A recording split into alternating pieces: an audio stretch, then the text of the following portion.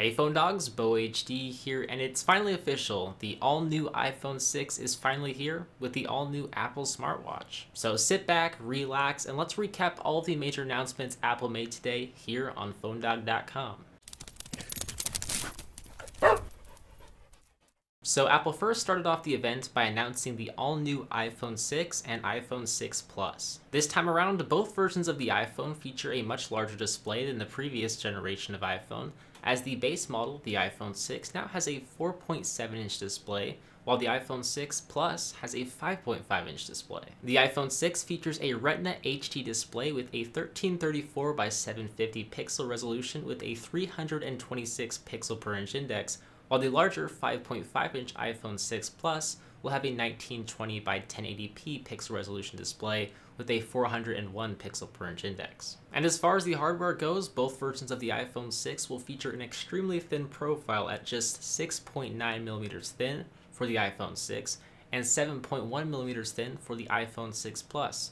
So both are going to be very, very slim. They will both also run on Apple's all-new 64-bit A8 processor, which is 50 times faster than the original iPhone. And the new A8 chip can handle all sorts of high-end gaming graphics, and the added M8 co-processor will be able to tell you when you're walking, bicycling, climbing, stairs even, to be able to deliver you very detailed and accurate information when it comes to tracking your every move. There's also this new technology called Voice over LTE, which will be included in the new iPhones, which will allow you to make high-definition calls over Wi-Fi connections instead of having to use your LTE connection, which isn't always reliable. So that's a very cool addition to see. And as far as the camera goes on both devices, the iPhone 6 has an improved 8-megapixel camera sensor with focus pixels that actually allows the camera to focus twice as fast as the iPhone 5S camera, by using the same tech that's used in DSLR cameras. The iPhone 6 Plus actually has optical image stabilization built in, meaning your photos really shouldn't come out blurry at all. And both iPhones will of course have a burst selfie mode that allows you to fire off multiple shots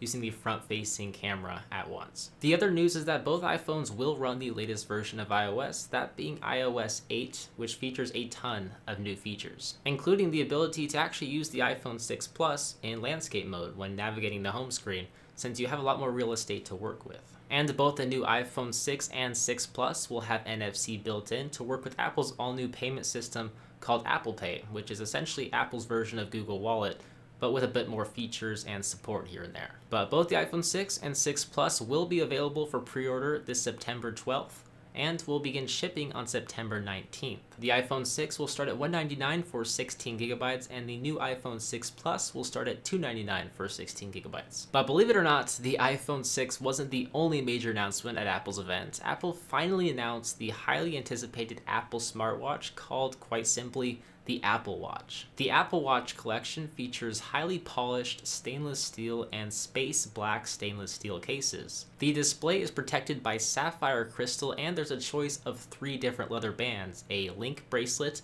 a Milanese loop, and a band made from high-performance rubber. There's 18 models in the collection, so you should have plenty of options to choose from if you're interested in buying one of these Apple Watches. But at its core, the Apple Watch is a seriously well-thought-out device. It features a touchscreen display on the front that comes in 2 sizes to fit both small and large wrists. And there's a little digital crowned knob that sort of lets you zoom in and out of apps so that you don't have to pinch and zoom on such a small display. It actually has a lot of the same features the iPhone 6 has, such as NFC and Apple Pay support, along with a lot of many unique features. It actually has a flexible display that can determine between a tap and a press, a heart rate monitor on the back, inductive wireless charging, and third-party developer support so that all sorts of apps can be made specifically for the Apple Watch. But the Apple Watch will start at a whopping $350 and will be available early next year sometime, so you have plenty of time to start saving up. And so overall, those were the major announcements Apple made today, and I gotta say, after watching this event,